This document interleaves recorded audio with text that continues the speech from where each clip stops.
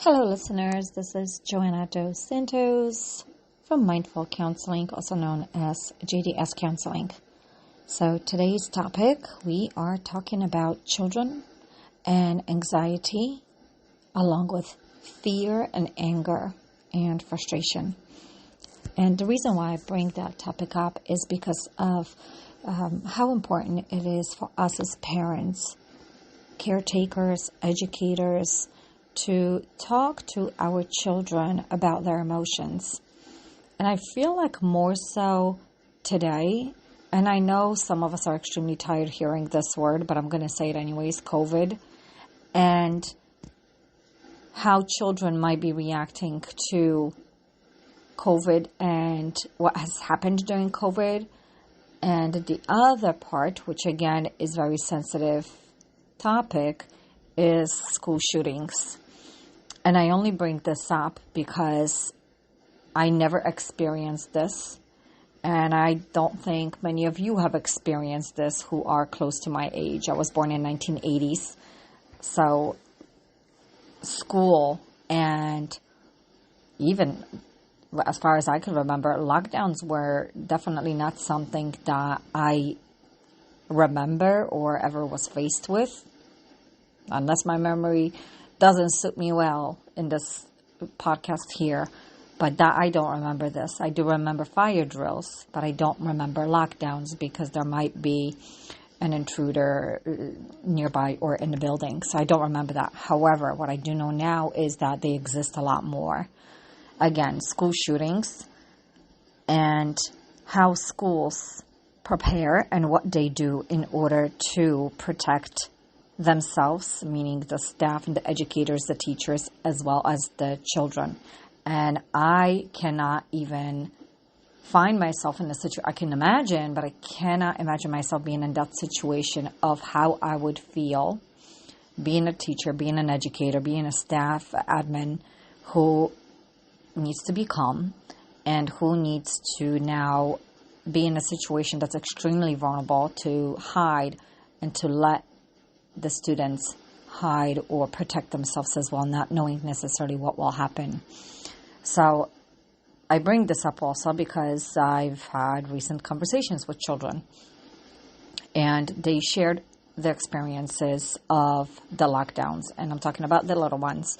So what they need to do and where they need to hide and how far in the corner of the room they have to hide or where they have to, how low they have to be just to be hiding from the intruder, right? So, and as I'm hearing this coming towards me, I cannot help but to become tearful because I have a daughter, and as I'm hearing this, I'm imagining, God, for goodness sake, what if she was ever in that situation? And here I'm as a parent, hopefully not in that situation, obviously. But the reason, again, why I bring this topic up, because children have fears and they are scared. And this is exactly what I have heard it being expressed during these practice lockdowns, I'll say, where children are doing what they're supposed to be doing. However, they are thinking because, we all have a tendency to think or overthink. And the anxiety and the stress of that particular situation in that particular moment and what it does to the child's still developing brain. So the words that I hear is, I'm scared. I am observing all the children in my class and their faces. I'm looking at their feet and their hands, what they're doing. And this is during the practice lockdown, which of course sometimes the children don't know that it's a practice one, because that's the whole purpose, is so that way they know exactly what to do. And I'm hearing this and how they are vocalizing that they are scared and they don't know if someone's going to be knocking on a door coming in, and all they know or all they're going through right now in this particular moment is sitting, staying quiet, observing, watching one another, and being in a a very maybe protective character, scared character. And that's exactly, like I said, what I was hearing. I'm hearing these children expressing how scared they are. They don't know what will happen. They are looking at their classmates. They are looking at their teacher to see what the teacher is doing. And they're basing their, whatever the possible next moves are, by observing others. And what I also notice is that schools, or what happens when the children come home, and how some of these events, and even though they're practice lockdowns, contribute towards their mental health and emotional well-being. And what I notice is that sometimes children act out and get mad and frustrated without necessarily knowing that that is tied into their current experience or practice lockdown at school. Now, I'm not saying this is always the case, but bringing this up from certain experiences that I have witnessed, and only to notice that a child may find themselves in a very vulnerable situation where they come home and they are upset, they might act out. And we're talking about little kids, right? So I need anything from up until maybe even 10, 12.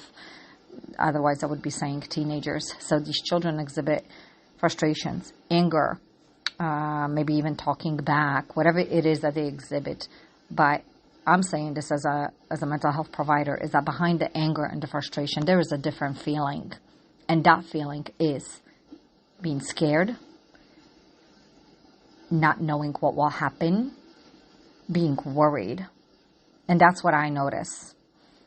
I can't speak for everyone else, but I am speaking for what I'm noticing, what I've seen, what I've heard, and how these children are experiencing these lockdowns and how it will turn out for them in the future when they're adults. And I can't speak for that. I don't know whether or not the world will be more of a scarier place for them in the future. I go based upon my experiences when I was growing up and never having lockdowns. Then I also am aware that I didn't necessarily have the news that I have today. Very limited and maybe not necessarily traumatizing news the way it is today, because it did look different 30, 40 years ago. I'm also aware that children are seeing a lot more today than what we saw maybe many years ago. So I don't know what this will do for them as they are becoming adults, let's say give or take 20 years, 10 years maybe even. But what I am seeing is that children are developing fears and worries and their own stress and anxieties, and it is coming out in many different ways. And yes, they rely probably on social media and iPads and Roblox and whatever other games are there for comfort, because let's face it, this is a big problem nowadays, the technology and the use of social media, and even as far as probably the youngest I have seen is 1-year-old, if not even earlier, already touching the devices in order to watch YouTube or whatever it may be. So that's another growing issue, grown issue already.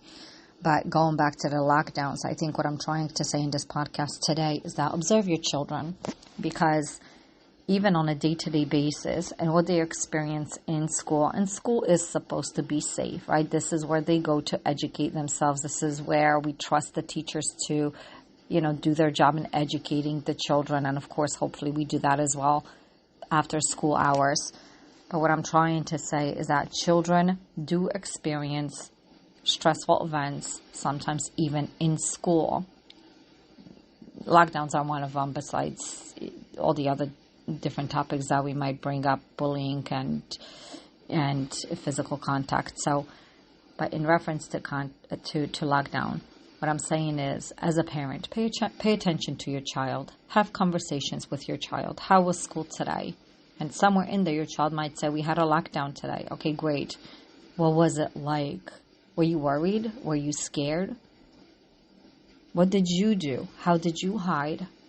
What was going through your mind? And exactly I know I'm saying this, but use the words that you would use, that you currently use with your child in order to gain their understanding. What is it that they're seeing? What is it that they're feeling? Because it does come up. And when a child can trust you, they will communicate this with you. I do this with my daughter, not on a daily basis, but if I do see that she is acting a particular way, I just ask what's going on. Sometimes I'm able to explore, sometimes I'm not. I mean, I have to be a mother and not a therapist at home. So, but I do understand how important mental health is, and I understand that children, very young kids, experience, in my belief, a lot more stressors than they did years ago. Children didn't have to worry about lockdowns 40 years ago. Children's primary focus was to play outside, to do schoolwork, to have fun in school, to educate, not to worry about whether or not there is someone that's going to enter a building and whether or not they will die. And that is what I hear, and that is what I see with children. And I hear parents talking about it, and I see it with my own daughter. So she has experienced lockdowns, and she has communicated some of these things. So again, just get to know your child and see what's going on. And I think my other conclusion to this is find out with your school and whether or not they offer emotional well-being for children, and what is their approach to managing emotions, to talking about worries and stressors. Because schools may have it, but maybe it would be good to explore how they do it, how they proceed with taking care of children and their emotional well-being. Because for adults, it's one thing. We go through it, but we can rationalize. We know certain things are happening, and we might act out, but children are different. They are little, and they are very innocent, and they are very vulnerable. And sometimes they need us as their guidance to provide them with comfort and not necessarily just constant stressors. So I hope you found this this episode interesting. If so, leave a comment. Be curious about more. Always welcome different topics. And I hope you all have a wonderful day, evening ahead. Until next time, be well and be safe.